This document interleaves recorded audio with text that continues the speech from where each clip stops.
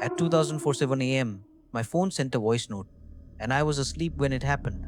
I know because I checked. The send timestamp, my sleep tracker, the last time I'd consciously touched my phone before bed. Everything lines up to the same conclusion. I did not send that message. I was asleep. My phone was on the nightstand, face down, charging. And yet, 43 seconds of audio sent from my number to my own number. To my own number. And when I played it back, I sat up in bed and I did not move for a very long time. My name is Nathan. I'm 32. I live alone in a one-bedroom flat on the second floor of a converted house. The kind of building that used to be a single family home and got split into three units sometime in the 90s. Thick walls, old floors, high ceilings. I've been there for about 18 months. I work in data entry for an insurance firm, remote mostly. My days are quiet, my evenings are quiet, I read, I cook, I watch things on my laptop. I'm not by any measure a dramatic person. I don't look for things to be scared of. I don't have a history of sleepwalking or sleep talking. I checked with my GP after this happened, specifically asked. Nothing on record. Nothing I'd ever been told about by anyone I'd shared a living space with. I sleep deeply. Always have. It's one of the few things I've always been quietly proud of, which is part of why the timestamp confused me so much when I first saw it. It was a Saturday morning. I woke up around 8, reached for my phone the way everyone does, immediately, before I'm fully conscious, unlocked it, checked the usual things, and saw a notification I didn't understand. A voice note, sent via my messaging app.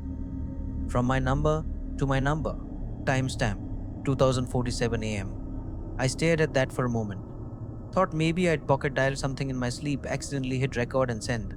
It happens. People do strange things half asleep. I pressed play. The first few seconds were quiet. Not silent. There was a texture to it. Background room sound. The specific quality of silence inside a small room at night. If you've ever recorded audio in a quiet space, you know what I mean. It's not truly silent. There's a hum, a presence to the air. And then, very quietly, a voice. Not speaking. Whispering. Low and close. The way someone whispers when they are very near to the microphone or very near to the phone. Intimate in a way that made my skin feel wrong. I couldn't make out words at first. I turned the volume all the way up and played it again.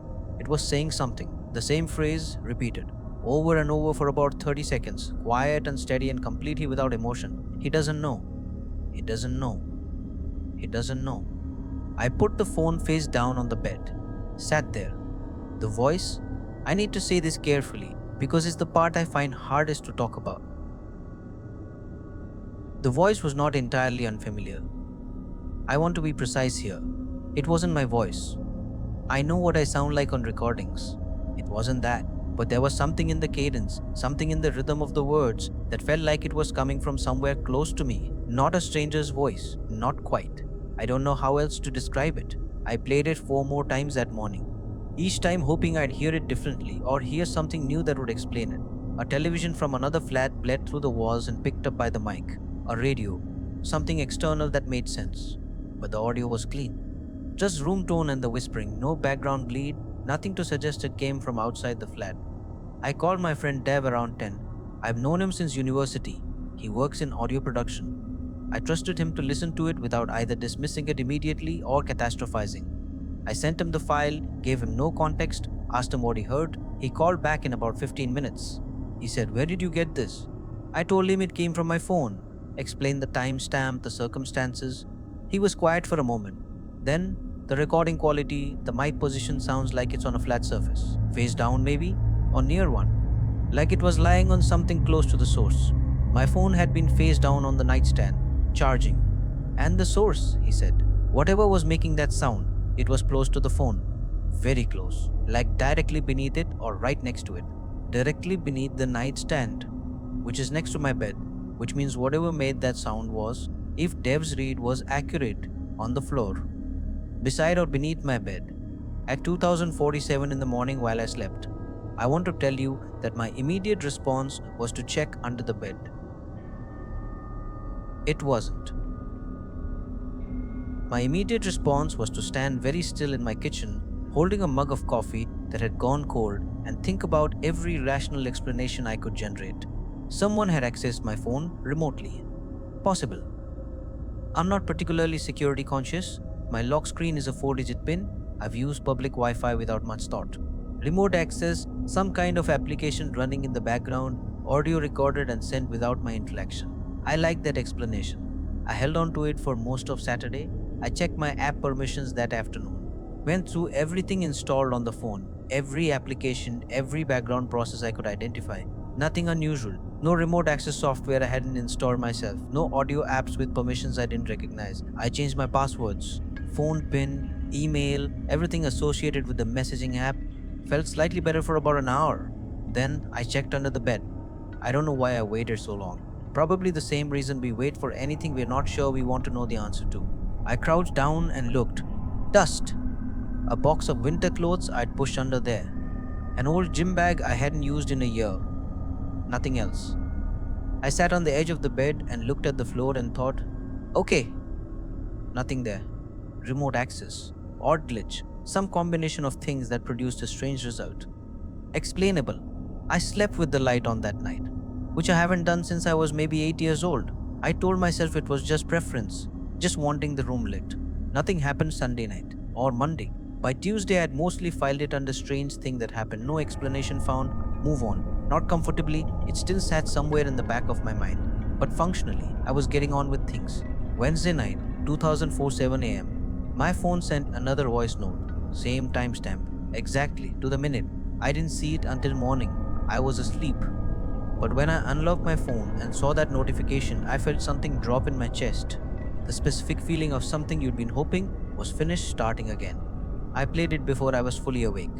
Before I'd had time to prepare myself. Same room tone, same quality of close, intimate whispering, but different words.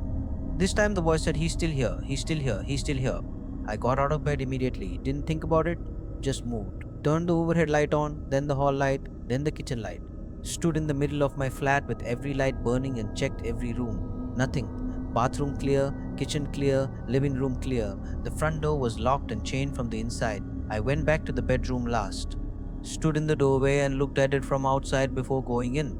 Bed, nightstand, wardrobe, window, everything in its place. Morning light starting to come through the curtains.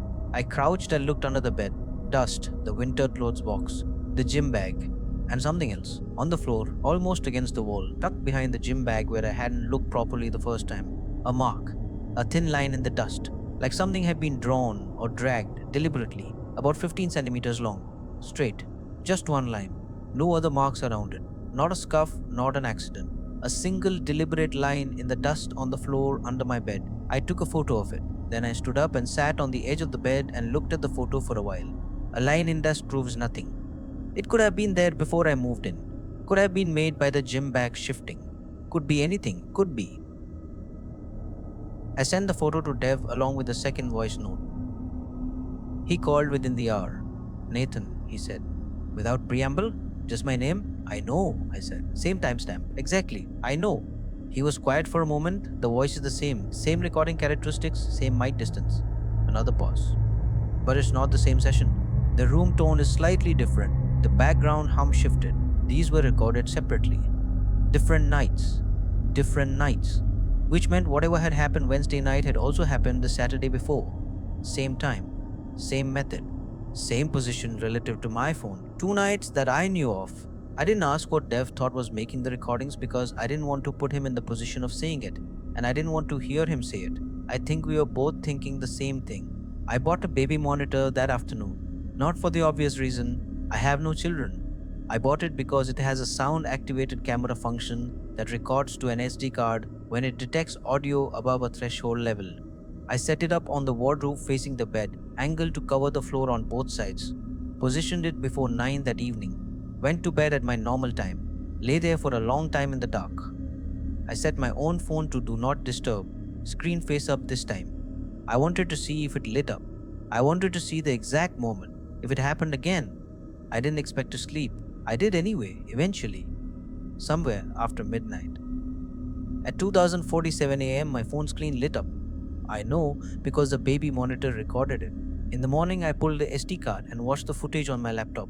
The room in night vision, Green gray, slightly grainy, the way all night vision looks. The bed visible. Me, a shape under the duvet, still and unmoving. The nightstand. The phone, face up, dark. 2047. The phone screen illuminated. I watched myself sleep through it, completely still. Not moving, not reaching for the phone, not doing anything. For 41 seconds, the phone screen stayed lit. Then it went dark. Then I watched myself, on the recording, roll over. Just a normal sleep movement, unconscious. I rolled toward the nightstand, away from the camera. And as I did, as the duvet shifted with my movement, the camera caught the floor on the near side of the bed. Just for a second, less than a second, a single frame, maybe two, before the angle was blocked again by the bed frame.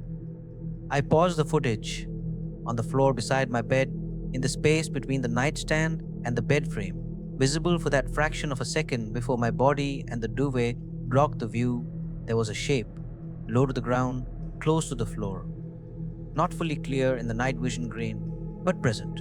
I watched that section of footage 11 times, tried to find the frame where it disappeared. It didn't. It was there, and then the angle was wrong, and I couldn't see that section of floor anymore for the rest of the recording. I called Dev and told him about the footage. He asked me to send it. I did.